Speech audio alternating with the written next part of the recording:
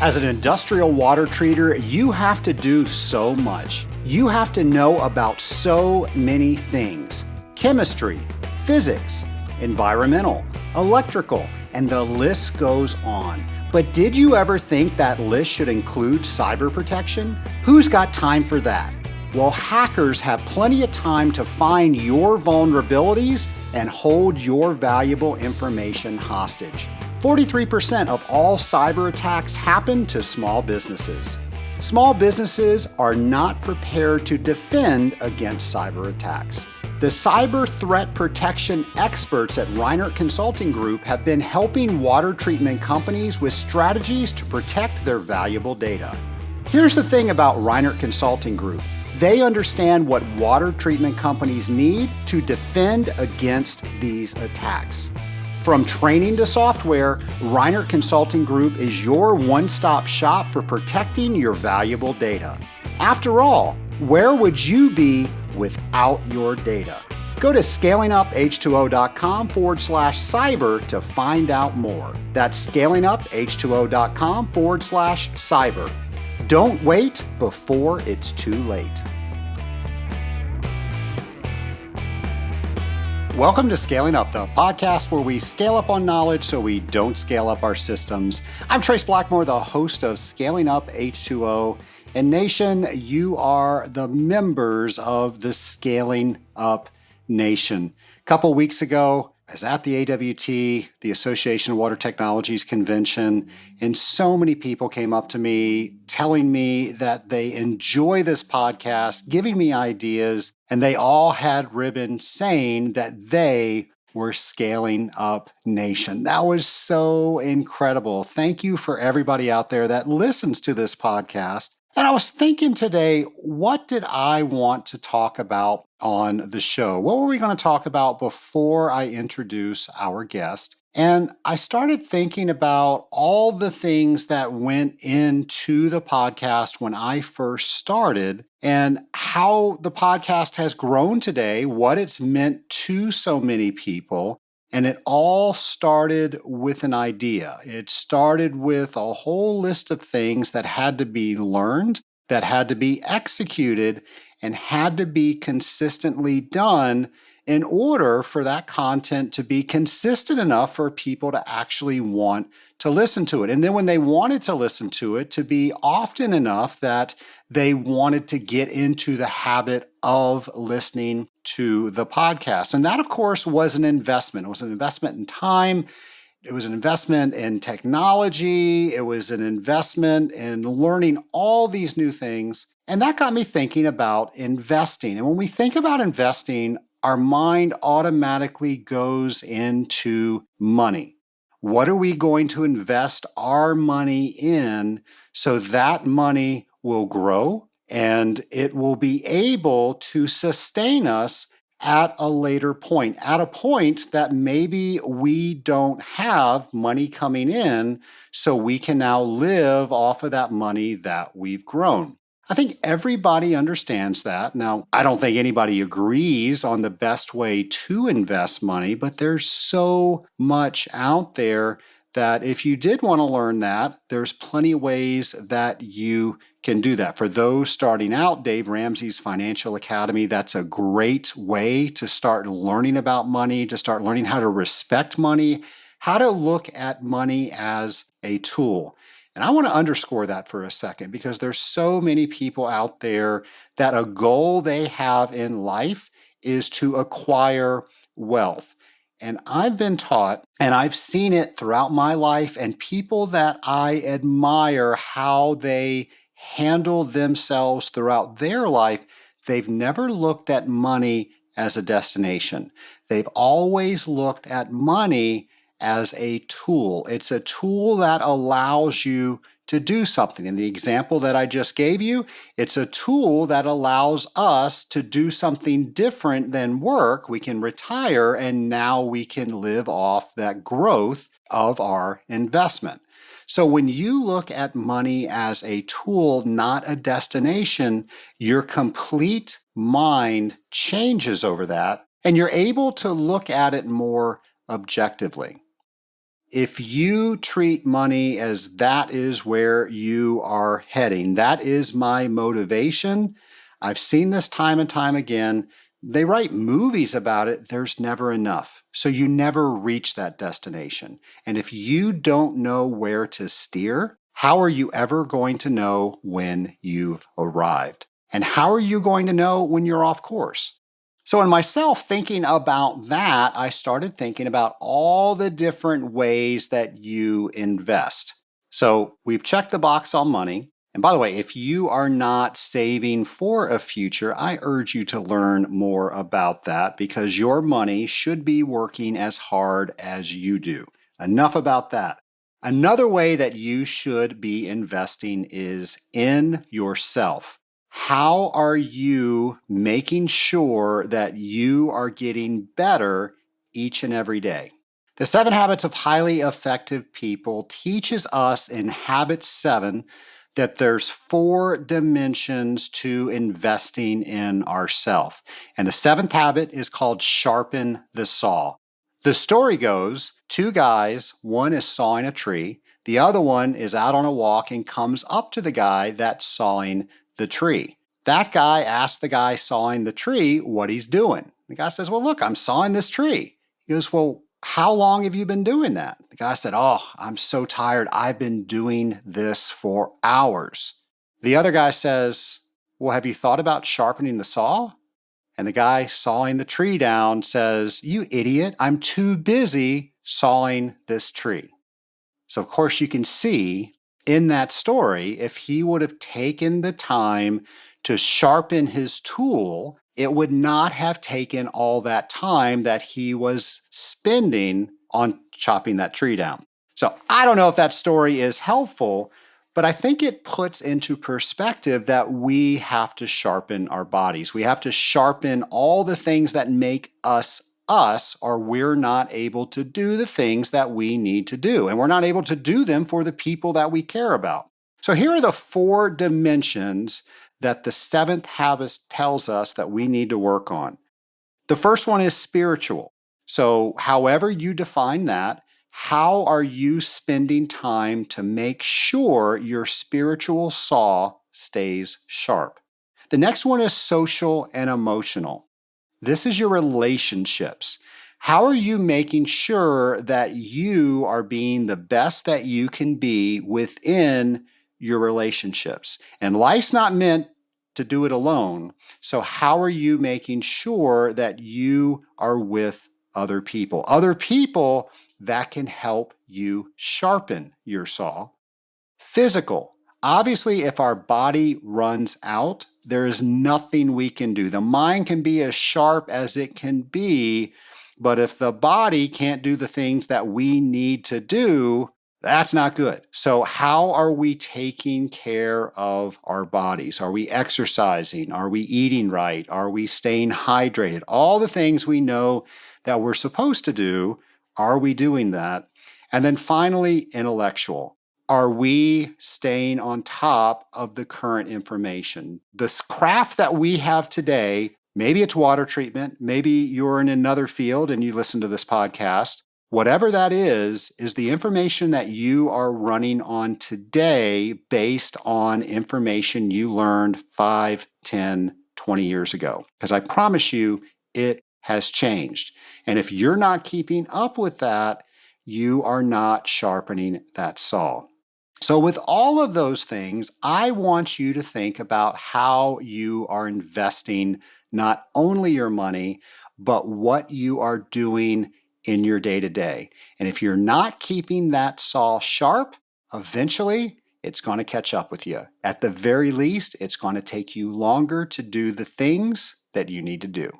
Well, Nation, I am super excited to introduce my guest to you. We're going to be talking to a water treater that found water treatment and didn't have the opportunity like I did, where a family member worked in the industry and then introduced it to me. This person found water treatment and is now becoming just a fantastic water treater. And I can't wait for this interview. My lab partner today is Jed Kosch. Jed, you and I have become social media friends. We've talked on the phone a couple of times, and I'm excited to get to know you a little bit better and also to introduce you to the Scaling Up Nation. So welcome to the podcast. Hey, Trace, thank you. Life's a gift, and I'm absolutely honored to be here at the lab table. How are you, sir? I am doing great. So I love your story. I'd love to share some of that with the Scaling Up Nation. So let's just start off with that. How did you get involved in water treatment? Yeah, well, that's a great question. I'd push it back, starting out in high school. I guess I'd like to think I was always a person that would chase that next ridgeline, per se, or just be an outlier. So I actually ended up graduating early from high school. I just, had all my credits. I had all the college crediting classes under my belt, and I just realized, it's time to take that next step. So very interesting going into college, knowing all my buddies were still in high school, but I think it shaped me to be the person that I wanted to be. And looking back, it was one of the best decisions I made. Originally, I wanted to be a pharmacist of all things. My stepmom is a pharmacist as well. And I'd like to think her and I share similar analytical mindsets. And I thought, this might be a good career path for myself. After about a year in college, I realized, this really isn't for me. Not only did I not want to be in school for another 5 years, but, after doing some job shadows, it's just, not to be mean, but it was sort of boring for myself. And, I like to think of myself as a squirrel in life. So you can't really contain a squirrel in one room for too long. So changed paths. No, originally I was biochemistry undergrad, and then, I would go to a different school for graduates. But anyways, I found a program at the school I was attending. They had a degree in hydrology, which was very fascinating. I've always loved water. And, with that analytical mindset, chemistry and math came very easy to me. I thought that was the path. And I absolutely love fishing. So, working with hydrology and streams and lakes and rivers was just really fascinating to me. I got placed into the wheel lab at college, which was water and environmental analysis lab, which they had an inorganic and organic lab, which was awesome just to experience. From there, I realized I didn't want to be in a lab. Just going back to that squirrel reference, I enjoyed the experience. It just wasn't for me. So going along with the fact with chasing that next ridgeline, I got a job as a environmental scientist for an engineering firm close to college. And it was one of those things where for the last semester, I skipped all my Friday classes just to pursue. I was just so motivated to pursue this career. And I realized at that point, GPA doesn't matter that much. I'm so focused on the next task. So as an environmental scientist, I absolutely loved the job. It was more so a hybrid between construction and engineering, working outside, working on groundwater remediation projects, phase 1, phase 2, site investigations. Of course, every story changes when you meet someone in your life. I met my future wife, which is my wife now. And it was one of those things where it's either I moved back to the greater Green Bay area where my home and hers was, or she moved closer to me. And it was almost a no-brainer that, I had to take everything and move back home. So at that time, I was pretty desperate for a job. I found one working for a landfill of all places, doing more so auditing waste streams, doing regulatory work. And to be honest, it just wasn't my thing. More so working behind a computer, and did that for about 8 to 10 months. Now that the landfill was going under an acquisition phase, and it was kind of my way out without saying, I'm just picking up and leaving. So did find a job in my area working for Garrett Callahan. The rest is history, of course. So I'm curious, how did you go from the landfill to Garrett Callahan? Yeah, I just started searching for jobs. I obviously working as an environmental scientist with the hydrology background and all my lab experience. I did not know that it would be a good fit because I did not know what I was getting myself into, to be honest with you. But I was very, very intrigued with water treatment. First thing comes to mind is obviously wastewater because I had some classes in that in college, but just incredibly interested in the sales aspect of it, and of course, water treatment. And it just drew me in immediately. So was it an ad that you saw that intrigued you? It was definitely an ad. I think it was on Indeed. Just searching from there, just doing a search of the area, jobs within the 50-mile radius. And that one definitely caught my eye for sure. So you now accept the job. It's your first day as a water treater. What's going through your mind? Oh, going back, I don't think anything was. I think I was just so in shock. I do remember walking through a boiler room, and the district manager was walking me through, say, that's a DA tank, and I'm like, DA, duh. The duh tank. I love that. Duh, yeah. Oh, okay. That's the tank. Yeah, sure. So, just all the terminology and every aspect of the job it was just a flood of information. And I was actually really excited for the opportunity. I do like throwing myself into those uncomfortable positions. And so for the first day, I don't even think I was thinking anything. It was more so just trying to be a little sponge. At what point did you realize I found where I want to be? That's a great question. One of my life wins for a career is that I want to positively influence or impact as many people as I can so that they look at life in a better perspective. That's my goal, not a certain amount of money, how many, if I can get a lake house. It's just I want to impact as many people as I can in a positive sense. And I realized that when, I've never been, introduced to so many people in the maintenance community, for all the customers, all the people that I meet and work with, and then prospecting too, being able to share a different perspective on life, even if someone's down or a prospect doesn't want to talk to me, I'm still grateful to do that. So I couldn't focus it in on one thing, more so chasing what my life win is. And that definitely fits. I love that. That's very similar to my mission statement. How did you come up with that? When did you decide, okay, this is what gets me up in the morning? Yeah, that's a really good question. So I know a lot of people are set on goals and chasing goals. I would say I'm not very enthused about making goals. It goes back to the Apostle Paul. He had a great story in First Corinthians, but he said, do you not know that in a race all runners run, but only one gets a prize? And I'm thinking, what's even worse is those runners, they spend years, months training for this race. Now, in this race, they know exactly where they are, where the competitors are, where the finish line is, and they know that they're done. Well, in life, it's not even close to that scenario. And in life, we can all win. On top of that, we're all chasing different things. And I think I fear that most goals don't necessarily push us towards our life win. So I more so put more weight on wins than goals. I think in the long term, I don't want to be bouncing around is too much. So more moral integrity for myself to keep in a straight path. So for me, just focusing more on life wins. And I understand, as far as financial goals, I have them, but so many things change. Market fluctuates, and I don't want to be worried about that. I want to be focused on my ultimate win. And so, for my race in my life, I want to be able to retire one day and look back and say, you know what, I influenced so many people. It's not about the money that I made. It's, obviously it'll come with my win, but I think that's how I kind of just settled on that. I love it. It's awesome. So what's your day-to-day like? Yeah, so my day to day is most similar to other technical sales roles or sales engineers, where I would say 2/3 of my time is spent servicing my customers. Of course, they come first, so I spend a lot of time with them. Now, that 1/3 of my time is spent in so many different directions. I can be pulled putting together a bid. I can be doing training on site. I can be at a seminar. So all the hats that we wear. But I would say it falls pretty much in line with everybody else in the water treatment industry. It's hard for me to think back to my very first day, but I do remember it was a fire hose. And although my dad kind of trickled it to me through my childhood, when you're actually doing it and that's what you're supposed to be doing, totally different.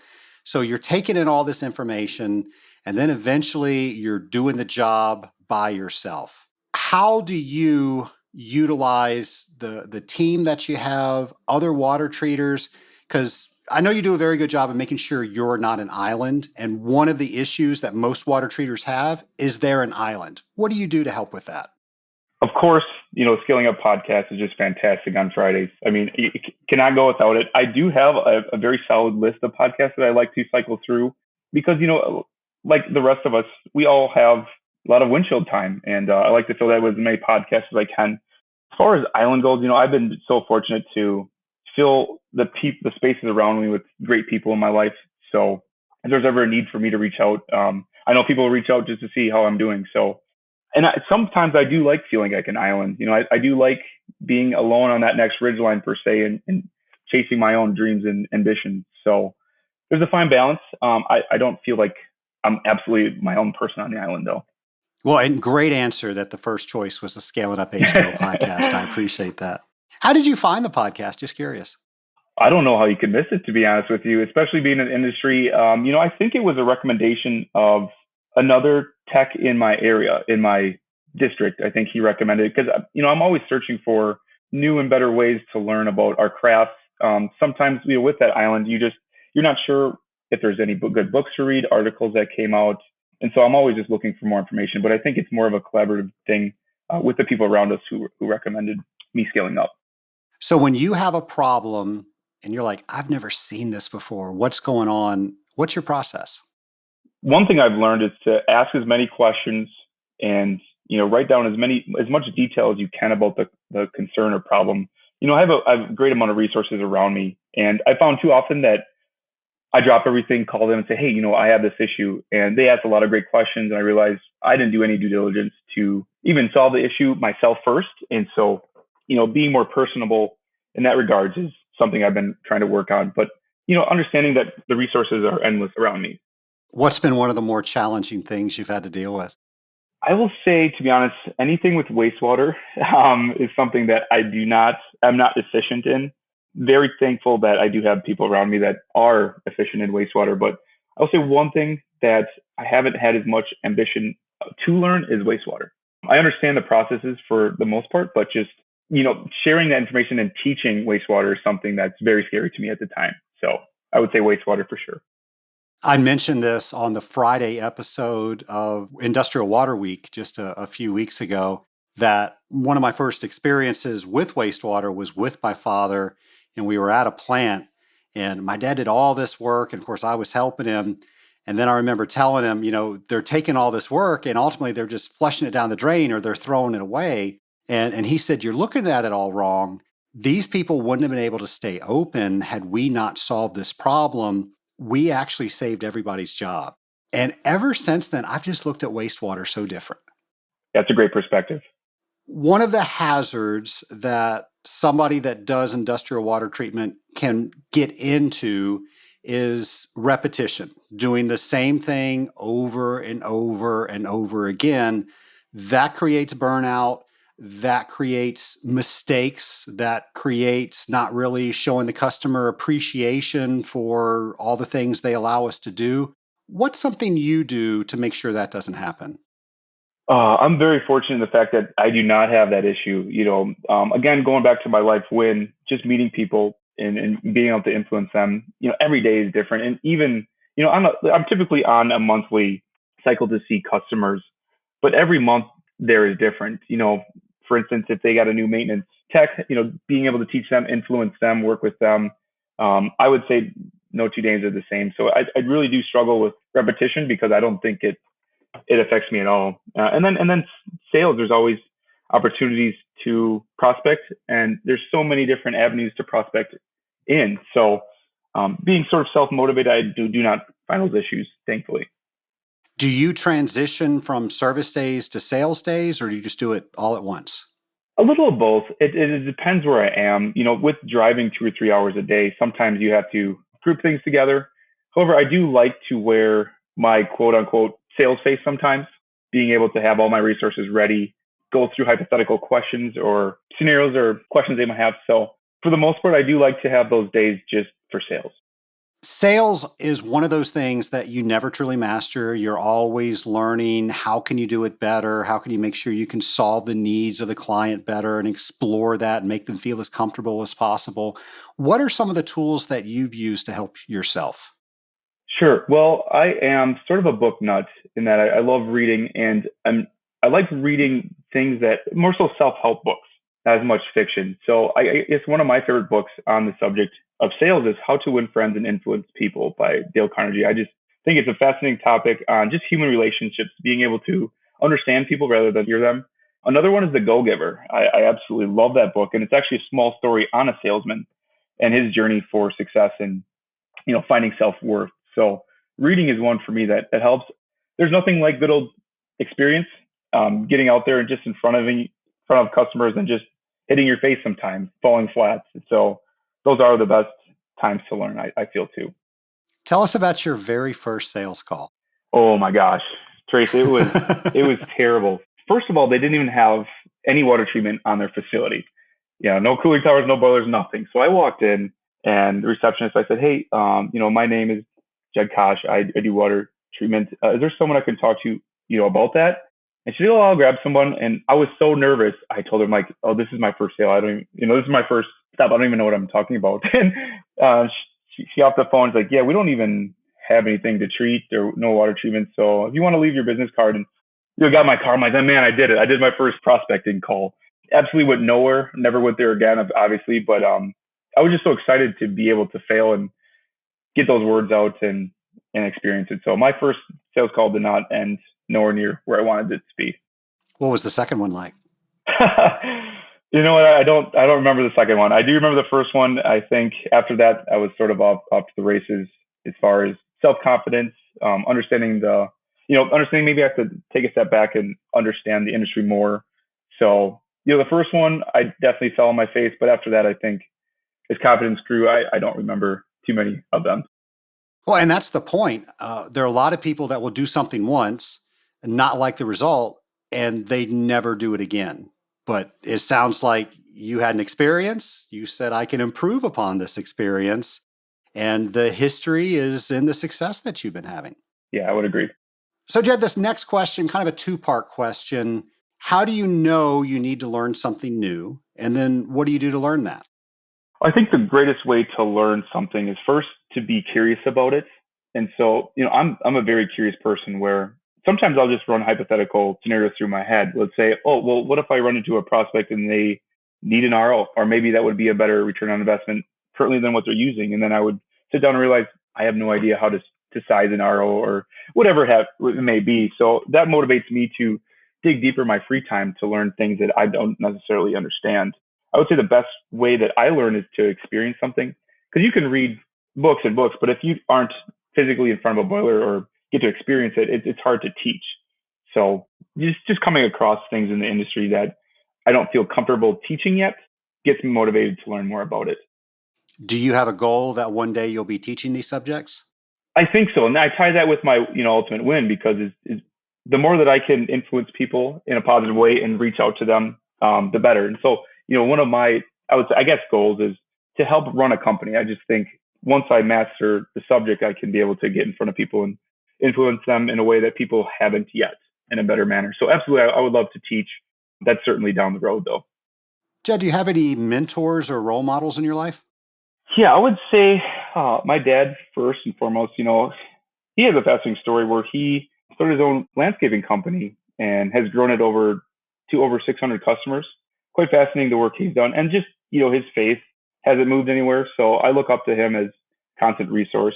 I would look at my father-in-law to be another mentor. He has a company in the greater Green Bay area that employs over 140 people, and just to see his reach of the community is fantastic, and all the positive feedback that everyone I meet that knows him is amazing. So I strive to be, a hybrid of those two guys. Have you told him that? I have never mustered up that conversation. I haven't, no. Well, they're going to hear it from this, I'm sure. They will absolutely be listening to the podcast, so it'll be brought up. That's awesome. And they're going to think that that's awesome. And hey, why didn't he tell me this? Yeah. Well, the way you and I met was we connected with each other on LinkedIn, and then that struck up a conversation that led to a couple phone conversations, and now ultimately this interview. I reached out to you from social media because you have kind of a unique way that you're giving back to this community. Can you tell us about that?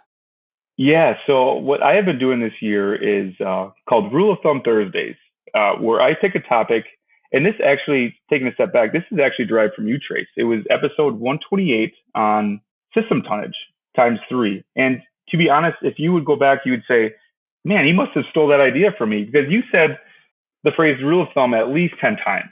And just subliminally, it stuck with me. And I remember you saying something where your dad mentioned, whenever you had questions, you said, well, this is just the way it is, and that not sticking with you, and I felt the same way. The story with that was whenever he told me that, it was a fancy way of saying, I don't know where it came from. Absolutely. And that certainly resonated with myself as well. And so, I thought, what better way for me to give back than to kind of go over the rule of thumbs that I've come across so far in the industry, that I just thought, well, that's the way we always done it. Take some personal time to invest in putting an article together that kind of breaks it down. And so I've really found that to be a great hobby of mine. Of course, on my free time, writing articles and putting some videos together on rule of thumbs. And I think year to date, I have a little over 20 articles so far. So I don't think you would call them articles, but whatever 4-page posts that I put together, I felt the community reach out as well. There's so many people that have reached out, have given me advice. I had someone say, well, can you do a boil out procedure? What's the rule of thumb on that? I'm like, oh, well, glad you asked. That's a great topic. And, I think Alan Watts once said that anything you can be interested in, you will find others that are. And I've found that to be certainly the case with the community. So it started off as just wanting to do a little more outreach and give back to the community. And it's grown tremendously. I'm shocked. I never had a goal or, I wanted to be on the podcast, but this is just amazing. So very humbling. Well, the content is fantastic. It has to take you a while to put that stuff together. Oh, yes. Yeah. So the videos are just for fun. I've gotten pretty good at those, but I would say that an article probably takes me 4 to 6 hours. But, I don't look at it as work. I do it mostly on my weekends, Saturday or Sunday. But I just feel so rewarded when I get to share that and just to see the appreciation. I do like the constructive criticism, though, as well, just because I'm no expert. I am learning myself. And, what better way to learn the topic than to just jump into it for 4 to 6 hours. And so it's been rewarding on all aspects. Do you mind if I ask what some of the criticism was?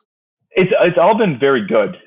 And this is another thing where, anything you can be interested in, you'll find others that are. James McDonald reached out to me and I had a couple of spelling errors. And so he certainly corrected me. But then the same article, he said, I never knew that or whatever point I made. So it's all been great. But, I'm open to it just to learn as well. Yeah. And I asked that just for group therapy between you and I, because, everybody loves, what I'm doing, but, people like to put their 2 cents in sometimes. And, you use the wrong pronoun there or something like that, just because I was getting excited talking. So there are some people that want to make sure that your product is as best as it can be. And I appreciate that. I look at it as they've been impacted by my work. I hope it's been positive, and I'm doing everything I can to improve. So I do appreciate it, even though sometimes it's a little frustrating. Yeah, and likewise, if somebody heard that, well, hey, they're listening to it. They're listening pretty intently with it, and they took the time to let me know so I can do better next time. Yeah, I agree with you. It's great. Any feedback is good feedback. And I'm always looking for more topics or rule of thumbs that people have come across and just, what the heck? How does this work? Does it even hold true? So for anyone out there that has ideas, feel free to reach out. Well, let's see if we can flood your page with all these new scaling up listeners. How would they find Rule of Thumb Thursdays? So I'm just on LinkedIn, page Jed Kosch. You can find me. You probably can't miss me because so many people have been resharing my stuff, and it's been amazing. But LinkedIn is the place to find me. By the way, that is the way you've got good, valuable material when people share your content. Absolutely. And that one is another selling point for me starting this too, is sometimes I think on LinkedIn, we just get too bogged down with just not enough meaningful content. And if I'm going to steal someone's time, I wanted to make it worthwhile. And so that was another motivating factor where I want to put out valuable content for people. Well, you certainly have. And I'm assuming that there's more to come. Absolutely. I mean, the day that I can't find a rule of thumb would be quite amazing as far as the topic goes. But yeah, absolutely. There's no end in sight, I would say. Well, from the water treatment community, I want to thank you for creating content that is helping people. I'm honored, and I'm going to continue to do it as long as people enjoy it. So thank you, Trace. Well, I always love asking this question. Water treatment's one of those things that unless you're in it, you really don't know what it is. So what do your friends and family think you do? To be honest, I think they're a lost cause. I actually went to a really good friend's bachelor party a couple of weeks ago. Showed up, and a couple guys were already there. And one guy goes, "Hey, look, the bomb guy's here." And I go, "The bomb guy? Really?" And he goes, "Oh yeah, you're the chemist, right?" And at that point, I realized, okay, this conversation is going nowhere. So I've heard it all, but sometimes it's just worth not even letting them know what I do. So it can be frustrating, but it's fun at the same time. So if somebody asks you, what do you do? They really don't have any context. What do you tell them? I would start with technical sales in the water treatment industry. I would go try to tailor that into industrial water treatment, more so manufacturers, facilities, and then go into, what a boiler and cooling tower condenser is. And if I haven't lost them that, then I would probably continue further. But at that point, typically it's let's read their facial content and see if they're still with me. I know exactly what you're talking about. My wife's a pharmacist. And back when we had parties and we did things like that, we would go to Christmas parties and somebody say, "Oh, you're Stacy's husband. What do you do?" And then you can kind of see them looking in the distance. Okay, who can I pretend that needs to Yeah. talk to me? Fun times. A segment I sometimes do on this podcast for my own therapy is called The Boiling Point, and it's things that I've seen other water treaters do that just aggravates me. I'm like, guys and girls, why are you doing that? So it allows me some therapy that I get to share with everybody in the Scaling Up Nation. So I'm going to give that to you. What do you see other water treaters do that you just want them to stop doing? Yeah, I would say, moral integrity and just staying truthful to yourself is something that I see not only water treatment treaters do, but all sales.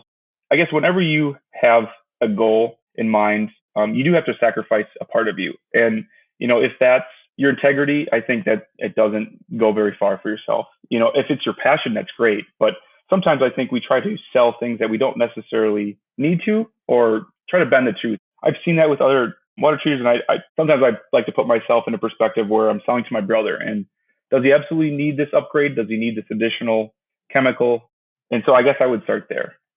So you use this scenario with your brother. So take us through that. What's the acid test to make sure that we're really doing what is absolutely right for the customer and not something that's more right for us?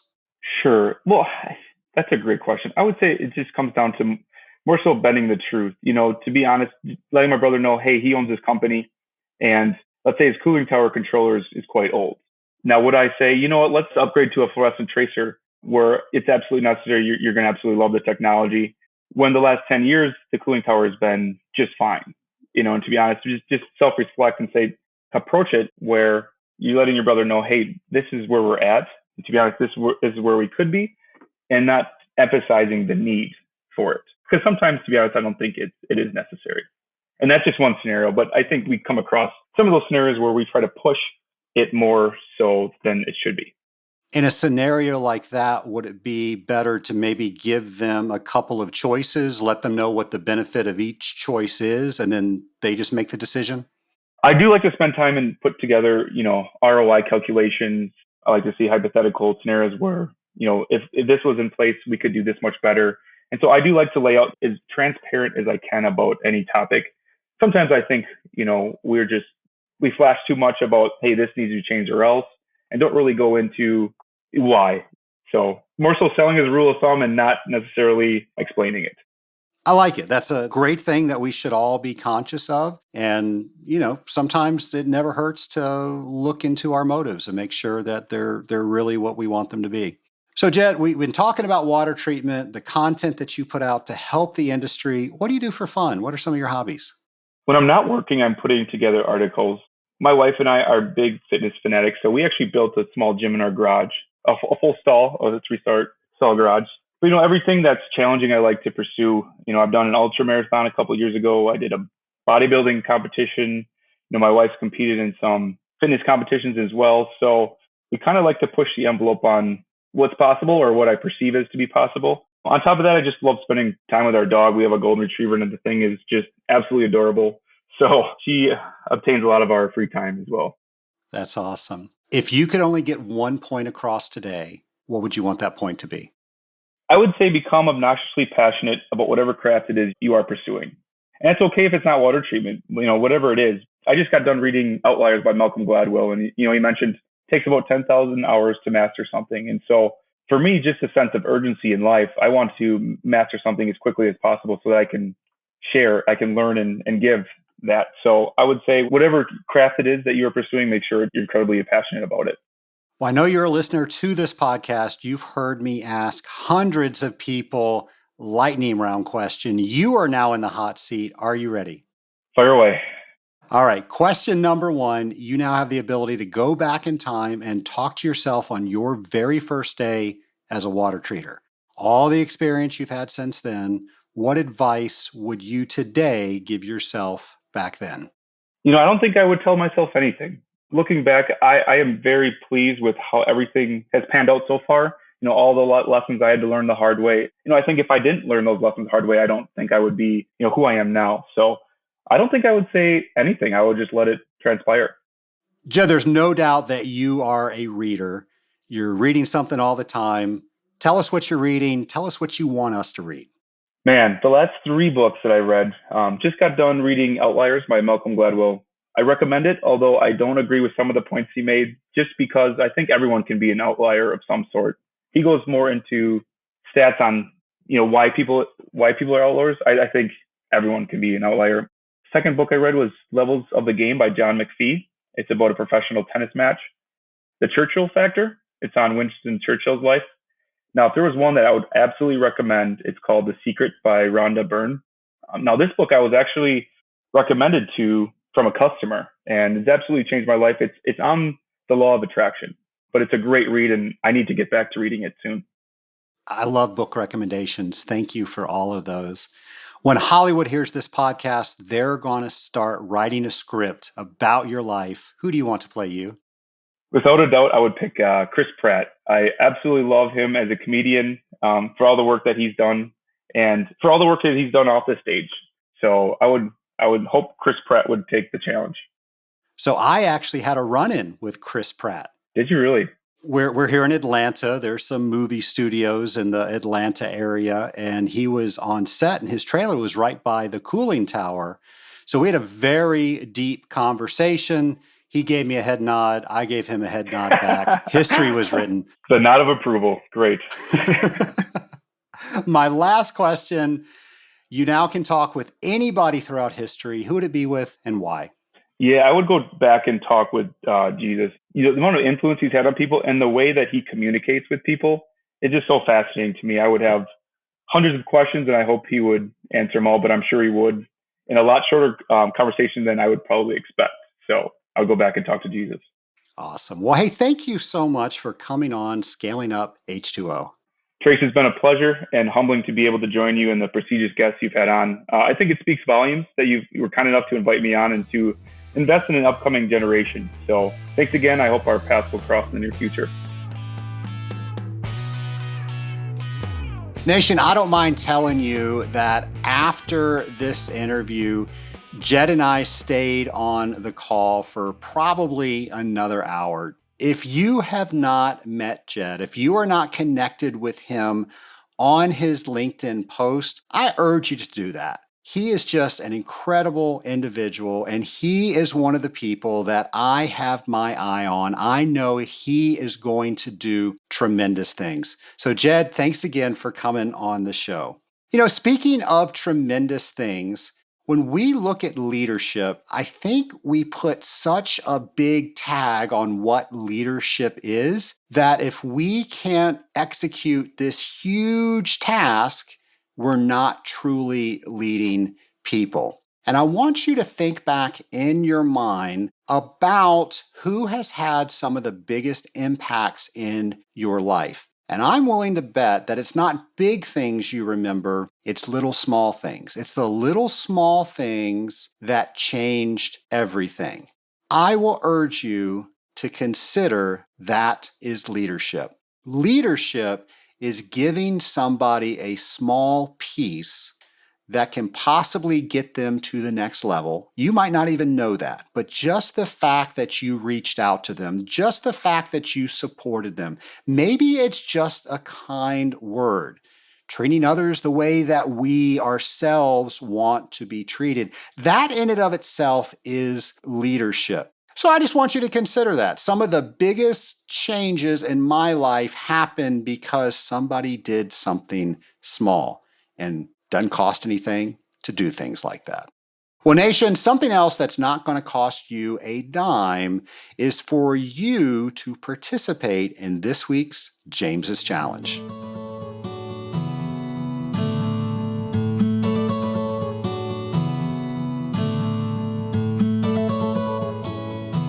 Hello, Scaling Up Nation. The next James's challenge as we grow as an industrial water treatment professional, drop by drop, is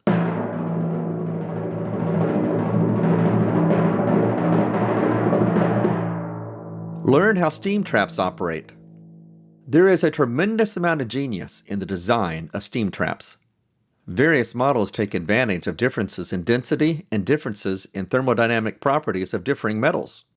Steam traps are often tucked away in some corner and easy to ignore as well. But properly functioning steam traps can be as important as a good water treatment program in regards to maximizing boiler efficiencies. Take this week to learn more about steam traps. Be sure to share your experience on LinkedIn by tagging it with hashtag JC21 and hashtag ScalingUpH2O. This is James McDonald, and I look forward to seeing what you share. I remember when I first got into water treatment and I saw my first steam trap. And of course, it made sense how it worked, but there's different designs and that didn't make a lot of sense. Now, I didn't have all the access like we do today on the internet, where if you Google steam valves, you're going to find all sorts of videos where people take them apart. They've got diagrams of them, they've got cross sections of them, and they will show you exactly how they work. Now, back in the day, I actually had an engineer that took apart a steam valve and showed me exactly what was going on there. And once I understood what was going on within a steam valve and the different types of steam valves, that made sense to why we had to test them. What were the reasons that they could fail? And why was it so important for us to make sure that certain tests that we were running were within ranges? So when you take something that you maybe don't completely understand and you drive home the fact that you're trying to learn that, I promise that's one of those little things that will change everything. Well, Nation, I hope that you enjoyed this episode, and it's also my hope that if you have an idea for a new episode, you will let us know by going to scalinguph2o.com and let us know on our show ideas page, or you can send a voicemail of your own voice asking me those questions. Next week is Thanksgiving. I'm going to thank you in advance for listening to this show, for all the things that you do within the Scaling Up Nation. Have a great week, folks.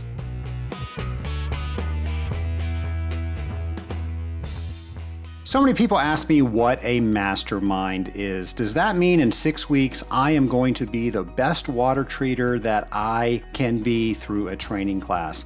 Folks, that's not a mastermind, that is a master class. What a mastermind is when like-minded people get together, we process issues, we form common bonds of friendship around each other, and we celebrate and push each other towards success. It is the key to so many people unlocking their potential. To find out more, go to scalinguph2o.com/mastermind.